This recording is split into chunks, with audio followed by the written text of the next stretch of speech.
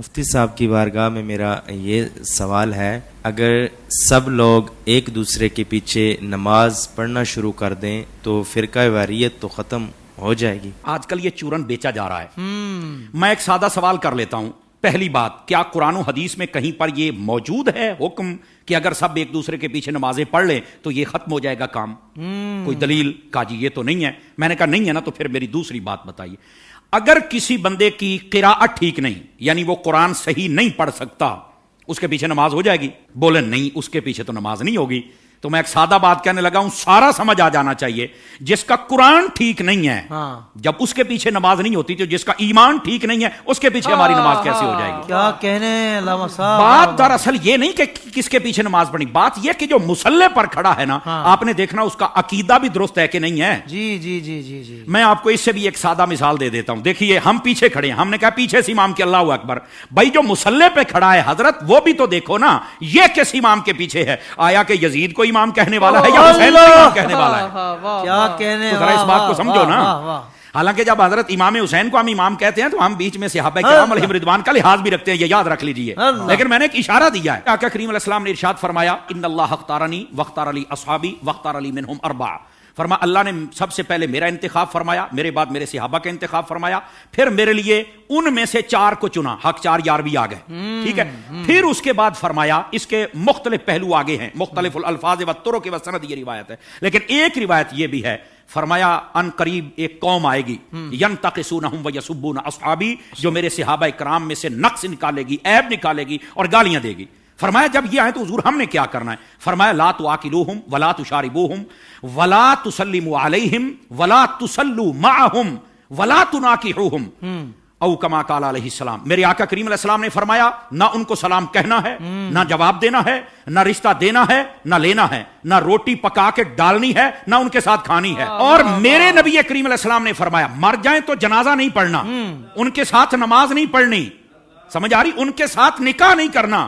تو میں نے کہا یہ ہمیں چورن مت بیچو، ہم نے حضور کی حدیث پڑھی ہوئی ہے۔ واہ واہ واہ۔ اگر کوئی چاہتا ہے کہ ہمارے سامنے کھڑا ہو کر ہمارا امام بنے، امام بننے سے پہلے بندہ بن کے مجھے یہ بھی بتائے تیرا نبی کے بارے میں کیا عقیدہ ہے، تیرا صحابہ کے بارے میں کیا عقیدہ ہے، تیرا افضلیت صدیق اکبر بکار بارے میں کیا عقیدہ ہے، تو کل صحابہ کو جنتی مانتا ہے یا نہیں مانتا، تو نبی پاک کی اہل بیت کے بارے میں کیا کہتا ہے، یہ سارے عقیدے مجھے بتا دے، میں تیرے پیچھے کھڑا ہو کے نماز پڑھ لوں گا۔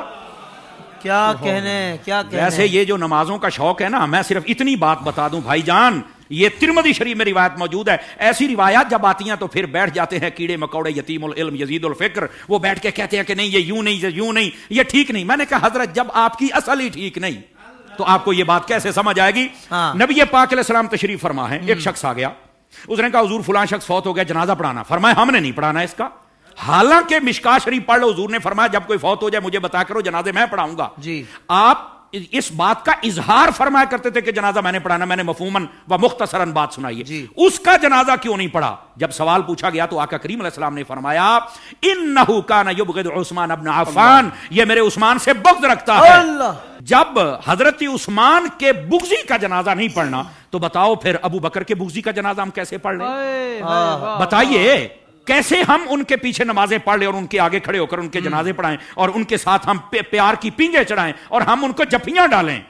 بھائی ان سب کو سمجھنا چاہیے، یہ ڈائریکشن ہے سیدھی سیدھی سڑک، یہ شفاعت نگر کی ہے، اس سڑک پر آ جائیں جس کا نام راستہ اہل سنت ہے، ہم تمہارے پیچھے کھڑے ہو کر نمازیں پڑھنے کے لیے تیار ہیں۔ تو جب عقیدہ ہی واضح نہیں ہے تو آڈی پنجابی کہندے نے ویکھ کے زہر تو کوئی نہیں پیندا۔ حضور شاہ صاحب ہماری پنجابی ویکھ کے زہر تو کوئی نہیں پیندا، تو پھر ہم تو نہیں پی سکتے۔ ویسے اگر کسی کو زیادہ شوق ہو نا، بس نہیں وہ قرآن پڑھتے ہیں تو چھوڑو جی چھوڑو، داڑھی بھی ہے تو چھوڑو جی چھوڑو، مصلی پہ ہے، تو میں نے کہا آبا صاحب اللہ کی تفسیر اٹھا کے دیکھ لے، یہ تیرا شوق بھی پورا ہو جائے گا۔ حضرت حافظ صاحب ہوا یہ کہ حضرت فاروق اعظم کا زمانہ اقدس ہے، ایک قریب محلے میں امام آ گیا، اس کو نماز کے لیے ہر نماز کے اندر جب وہ قرات کرتا ہے تو آبا صاحب تولا پڑھتا ہے۔ لوگوں نے کہا بھی اور قرآن نہیں آتا؟ کہتا آتا ہے۔ تو یہ کیوں پڑھتا ہے؟ کہتا مزہ آتا ہے۔ اچھا، انہوں نے کہا ذرا حضرت فاروق اعظم کی خدمت میں لے کے چلے۔ حضرت فاروق اعظم کو بتا، آپ نے طلب فرما لیا، واقعہ لمبا ہے، آپ نے طلب فرما لیا۔ آپ نے جب طلب فرمایا تو آپ نے کہا کیوں پڑھتا ہے؟ کہتا ہے مجھے نا اصل میں مزہ آتا ہے، اس لیے کہ اس میں معاذ اللہ اس کی سوچ دیکھو، پڑھ سب کچھ رہ گئے لیکن سوچ دیکھو اس کی۔ اس نے کہا جی بات یہ ہے کہ اللہ نے اپنے حبیب کو یہاں جھڑکی پلائی ہے تو مجھے بڑا مزہ آتا ہے اس پر استغفر اللہ استغفر اللہ. یہ خارجیانہ سوچ تھی. سمجھ آ رہی ہے میری بات کی؟ یہ توہین کی سوچ تھی.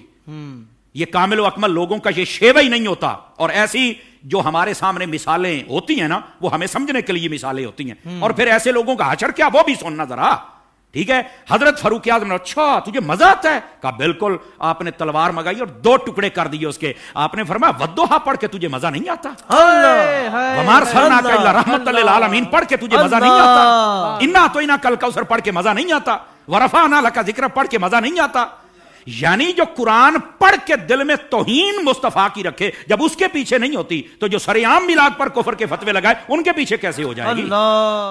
سوشل میڈیا پر اسلام کی صحیح تعلیمات جاننے کے لیے ابھی حافظ سائر قادری کا نیا YouTube channel Islamic digital studio subscribe کر لیں, اور ہاں نوٹیفیکیشن بیل آئیکن کو بھی پریس کر لیں تاکہ ہماری نئی ویڈیوز آپ تک بر وقت پہنچ سکیں.